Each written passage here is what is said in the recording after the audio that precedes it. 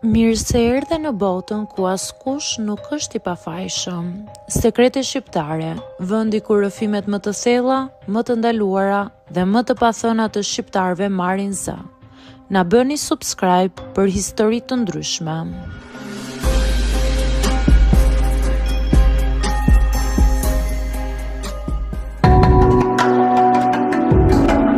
Kjo është një histori që nuk do ta kisha ndarë kurrë, po ndoshta tani është koha. Nuk është e lehtë të pranohem për atë që jam. E di se do të më dënohet shpirti që kam brenda, por mund të them me siguri që ky sekret më ka marrë shumë më shumë se sa mund ta imagjinoja. Më mirë të filloj nga fillimi, ndoshta mund të kuptoni pse nuk kam mundur ta ndaloj veten. Linda është motra ime. Ajo është gjithçka për mua. Jeta ime ka qenë gjithmonë rreth saj dhe e di se ajo më ka dashur gjithmonë. Ndërsa kalonin vitet, ne u rritëm shumë të lidhura, më shumë se motra, ishim shoqe, mbështetje, gjithçka tjetër që mund të kërkoni nga një marrëdhënie familjare. Ajo ishte gjithmonë e shoqërueshme, e drejtuar dhe unë isha më e tërhequr, por gjithsesi, gjithmonë gjeja forcën tek ajo. Kur e filloi të dilte me Andin, nuk mendova se kishte ndonjë gjë të veçantë.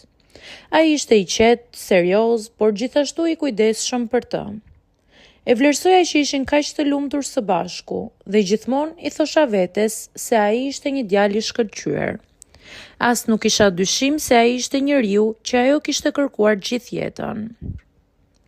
Gjithçka ndryshoi një ditë të zakonshme pranvere, kur Linda kishte disa punë jashtë dhe më kërkoi të qëndroja për disa ditë tek shtëpia e saj. Ajo kishte planifikuar të shkonte për një vizitë të shkurtër tek familja e saj dhe mua më dukej një mundësi e shkëlqyer për të kaluar pak kohë vetëm. Andi ishte atje sigurisht. Ishim gjithmonë shok të mirë, por kurrë nuk ishim afruar më shumë.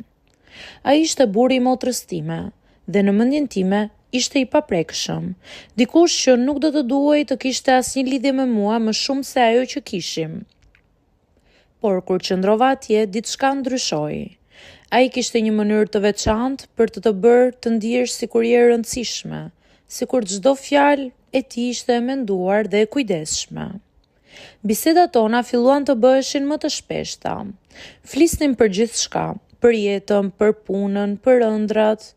Ajo që më bënte të ndihem e veçantë është se ndryshe nga të tjerët, ai më dëgjonte me vëmendje, pa ndihmuar apo pa më dhënë një mendim të menjëhershëm. Në ato momente kur ai fliste, ndihesha sikur ishim vetëm ne të dy. Kjo më përplaste në një botë tjetër. Një natë kur Linda ishte jashtë, ai më ftoi të dilnim për një shëtitje. Në atë moment nuk mendoja se diçka do të ndodhte, por gjithçka filloi me një shikim të thjeshtë që qëndroi më shumë se sa duhej. Ishim në një park të vogël, gjithçka rreth nesh ishte e qetë dhe e mbuluar nga dritat e muajit. Atëherë, pas një paralajmërim, ai më preku dorën.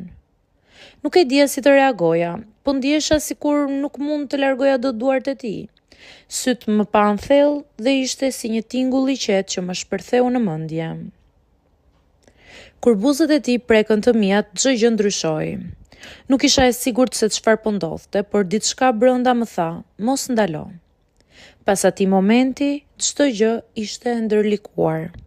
Te puthja edhe deri më tej, arrita që burrin e motrës time ta bëja diçka më afër.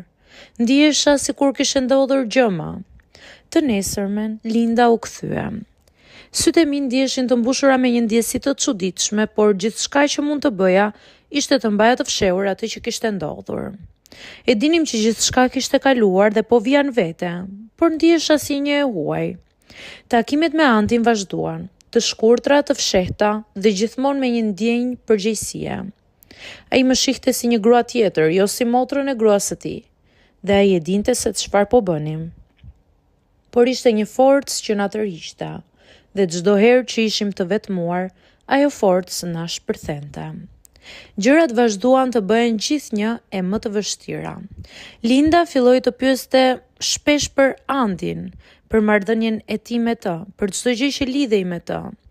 Ndihesha si një varg që po mbante një barë të madhe, duke ditur se çdo fjalë e gabuar mund të shkatroj gjithçka që kisha ndërtuar.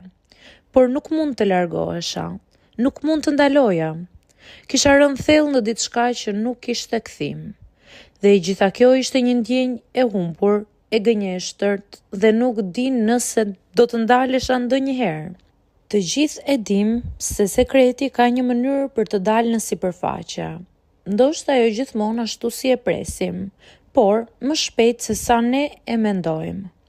Për mua, ndjesia e tensionit ka qenë gjithnjë aty, gjithmonë duke më rënduar si një barë që po më shtypte gjithnjë e më shumë. Të jetosh me këtë sekret çdo ditë është një ferr që nuk mund të shpëtosh dot. Ka pasur ditë që ka menduar se nuk mund të vazhdoj më. Më ka shkaktuar dhimbje të mëdha që i fshija për një kohë të gjatë, duke u përpjekur ta mbaj për vete. Më ka shkaktuar ankth, vështirësi dhe një ndjenjë faji që nuk mund ta përshkruaj.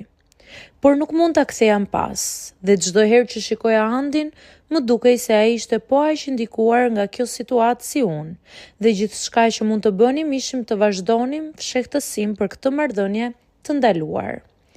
Një ditë, pas disa muajsh që ndihesha e ngarkuar, dikush qëndroi në derën time. Ishte Linda. Sytë e saj të shqetësuar, fytyra e mbushur me dyshime, më bën të ngri në vend.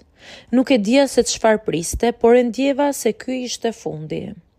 Kam dyshime, më tha ajo duke mbajtur frymën. Po ndodh diçka që nuk e kuptoj. Ti dhe Andi ka diçka që nuk është si më parë.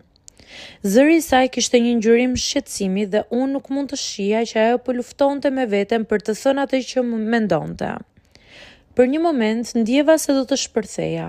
Ajo dinte gjithçka. Po, ndoshta ishte një instinkt i motrës, një lidhje natyrshme që ajo kishte me mua, që më kishte ndihmuar ta kuptonte këtë të vërtetë të tmerrshme. Ishte momenti që kisha frikë se do të vinte. Ajo mund të më kërkonte të tregoja gjithçka, mund të humbisja gjithçka që kisha ndërtuar, dhe i dija që kjo do të thoshte se marrëdhënia jonë do të shkatrojë përgjithmonë. Po, ndoshta nuk do të kisha mundur ta shpjegoja, por ishte një ndjenjë që nuk kishte nevojë për fjalë. Linda, i thash duke mbajtur veten të qetë, edhe pse zemra po më rrihte fort. Nuk është ashtu siç e mendon, nuk është ashtu siç duket. Ajo më pa për një moment dhe me një shikim që i thoshte gjithçka, por nuk tha asnjë fjalë tjetër, vetëm heshtje. Më në fund, ngriti kokën dhe më tha me zë të ulët. E di, por do të më duhet të përballem me këtë. Do të flas me Andin. Dhe ajo shkoi. Nuk e di sa minuta kaluan, por ndihesha si një jetë e tërë që po më kalonte përpara syve të mi. Çdo sekond, çdo frymë që merja ishte gjithçka më e vështirë. Dhe pas një kohe, kur i hapa syt, ai ishte aty. Andi. Ai nuk e kishte të vështirë të kuptonte ndjesinë që kishte brenda tij. Ishte e dukshme që ai po ndihej aq i humbur sa edhe unë. E dija që kishte marrë një vendim dhe ai e dinte se çfarë po ndodhte. Duhet të ndalojmë, më tha me zërin e tij të shtrënguar. Ky është një fund që do të shkatrojë gjithçka. Ne duhet të përballemi me pasojat. Ai kishte të drejtë. E kuptova atë që kishim krijuar, nuk mund të ndodhte më. Pasojat ishin fatale, të pashmangshme. Kjo ishte një marrëdhënie që kishte shkatruar çdo kuptim të besnikërisë, çdo kuptim të dashurisë dhe që kishte cënuar çdo lidhje familjare.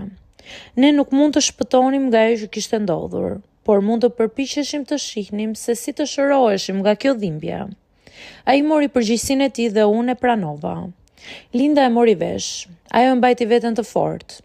Pas asaj nuk ka pasur kurrë një moment të lehtë, por të dy kemi vazhduar jetën, secili duke mbajtur pasojat e vendimeve tona. Nuk mund të kthehemi pas, por mund të përpiqemi të jemi më mirë.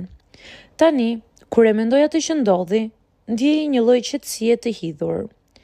E di se nuk mund ta fshij atë që ndodhi, por jam e gatshme të përballem me jetën dhe pasojat e saj. Ndoshta ndodhi kështu për të mësuar se nuk mund të luash me zjarin pa u djegur. Ndoshta ishte çmimi që duhej të paguaja për të kuptuar se dashuria nuk është gjithmonë e drejtë dhe as marrëdhëniet nuk janë gjithmonë të thjeshta. Por gjithsesi, kjo është historia ime. Kjo është ajo që unë kam jetuar. Dhe ndoshta është një mësim që do më shoqëroj gjithë jetën.